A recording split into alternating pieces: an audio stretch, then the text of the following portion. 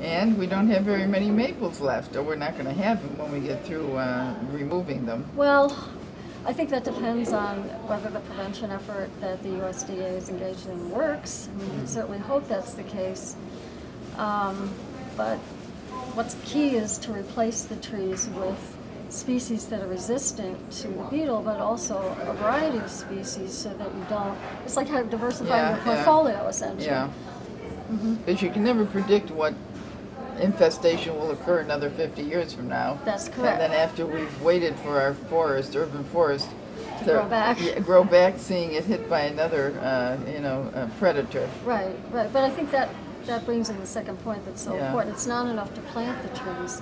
It's really essential to take care of them and to invest in a stewardship program, which is part of the plan that's being put forth by the Lieutenant Governor Murray and Congressman McGovern with the Trees Worcester replanting, that hopefully will raise enough money to plant 30,000 trees over the next 5 years, but it needs to have a stewardship component as well, engaging citizens in taking care of the trees that border their property. You think it could be strictly a volunteer effort? No, I don't think that'll happen.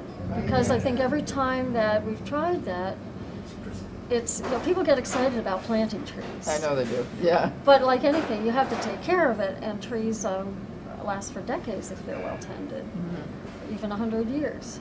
Easily, yeah. Right. In a city environment, they're much more stressed because of a whole variety of factors, ranging from the fact that their root system can't spread as far under, with sidewalks. Yeah, I was going to ask you, what were the problems? Because you wrote your book prior to the beetle infestation, and you said we were already at risk then. That's right.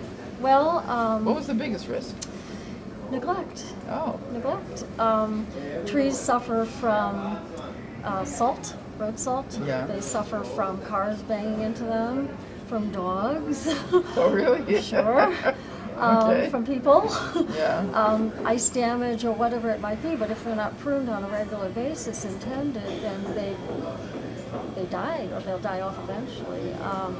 The City Council had before it, about a year and a half ago, a shade tree trust proposal, because trees are affected by gas mains that aren't properly maintained, and they have slow leaks. How legitimate do you think that is in putting trees at risk? I think it's certainly part of the mix. Yeah. I don't think it's the sole cause. Again, the road salt is a big deal. If you're piling salt, and if you just think of how much plowing's been done with all the salt getting piled up on sidewalks, it really affects the roots. How do you undo that? I don't know what the answer is, other than that the trees, if they're properly maintained, if they're pruned, if they're watered during drought, if people take care to really watch out for the street trees, then they have a better chance of surviving. The average life of a street tree in a downtown area is only 13 years because of all the risks. I didn't realize it was such a limited lifespan. It is. So they require a lot of attention. The other issue is planting the right kind of tree. There have been a variant of pear tree that's been planted a lot in the city. That seems to be very trendy, that particular pear tree. Right, is it? Calorie pear, and it's the problem with it, it's very fragile in ice storms. Right. Another bane of our existence, Right. So there has to be a real understanding of the environment that you're living in and what the natural risks are to that environment and what kind of trees are most hardy, but also to plant a variety of species so that you don't, even if there is an infestation of some sort, it's not going to kill off the entire I assume that the trees you're talking about in urban forests are deciduous, with leaves as opposed to pine. It can be a mix. Really? Sure. Yeah. I mean, which is hardier? I think it depends on the species. I mean, really? One of the most hardy urban street trees is the ginkgo. Oh, they're so messy. They're messy. Well, it depends if you have a male or female one. Oh, okay. Right. But I didn't know there was a difference. There is a difference, but the ginkgos are actually prehistoric trees, and they happen to be incredibly hardy in an urban setting. Other trees, like a linden tree, tends to shed a lot.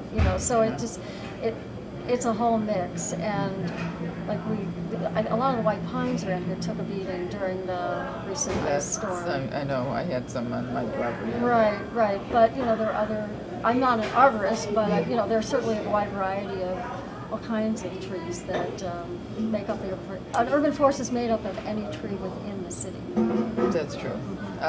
So if you were in charge, what kind of plan would you say was necessary to we're dealing with we're in a coffee shop. If you were in charge, what kind of plan would you develop to try to deal with the ice storm, with the beetles, and with the natural risks that are facing our urban forest? Well, obviously, if money wasn't an issue, let's pretend it's not, although we know it is. Right. I would certainly I would increase the forestry staff, and I would, we have an urban forester now, which is a wonderful thing. And under that guidance, create an ongoing planting and maintenance program so that the trees were actually, over a 3-year period, all of the city's trees would be pruned, a third each year. That we would have. Why is pruning so important?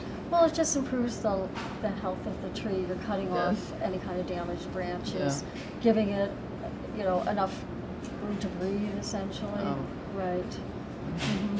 So, you don't want damaged limbs that could fall and cause injury. there's utility companies that are involved with tree trimming, cable TV. Besides the city, there are other forces at work, and I don't know if they're positive or negative. Right. It's interesting, if you read some of Lincoln's old statements in the Parks Commission reports, he rails against the utility company. Oh, does he really? Yeah, how they... And how many years ago was that? This is over 100 years ago, how they were lopping off branches just to accommodate wires. Also the Worcester Horse Railway, was sort of the trolleys that would bash into the roots of the trees. Oh, that's true. Oh, he just went on and on about all of these things. Salt. There was, at that time, people would move their homes. If they had a beautiful home, they would actually move it to another location. They'd transport it, and sometimes they would tear down the curbing and hurt the tree roots. He went after everybody. He was quite the champion. And some of those arguments most of those arguments are still valid today. That's right. And the thing that if I could go back in a time machine, I would have loved to have met him. Because he was he was a curmudgeon, but for a good cause, you know. And I think it takes somebody with that kind of intensity and focus to lead an effort to really ensure that the mission of the city's urban and to be that persistent, you almost look like an eccentric or some kind of radical revolutionary. But you're right, it's that persistence that eventually pays off. Right, so we owe a lot to him. And there have been other people over the course of the city's history who have cared about the trees, but he was really the greatest advocate. And there really hasn't been anybody like him since. When he died, they estimated it would have cost $100,000. Yeah, I'm talking 19th century dollars to have done the work that he did. So you have to move that over a couple of decimal points. Absolutely, And did he do it with private or public money? I think it was a mix, because some of the money was from the city to pay for the plantings, but he also did things like he took all the little seedlings into his home to protect them before they were planted in Elm Park. He would go out and shovel off the ponds so the kids could skate, and he was very invested personally. And certainly in this day and age, I think it requires a real consciousness on the part of all citizens to help out. And what's the role of the citizen here, since you say that it's your feeling that you really need public support and oversight to maintain the healthy urban forest? So what role do citizens play in all this? Because right now we have a lot of attempts to increase citizen involvement to replace the trees we're losing. Right. From the beetles, from the ice storm. Right. Well, I think, given the city's financial circumstances right now, the extent that which are terrible, the extent that people can help to at least supplement the tree planting fund is an important piece. But I think on a very basic level, pay attention to the street trees that are in front of your home. If there's a drought, water them. Yeah. Don't expect to see the Parks Department come by. No, there are ordinances that prevent people from actually trimming the trees that are city property. Yeah, I know. I know that some people do that anyway, and it's probably a good thing, even if it's quote unquote illegal. I'm not going to comment. Right. Okay, So but it's really just to pay attention. And if the tree on your street is damaged, to let the city know at least. If we had a full-fledged forestry department, then it would be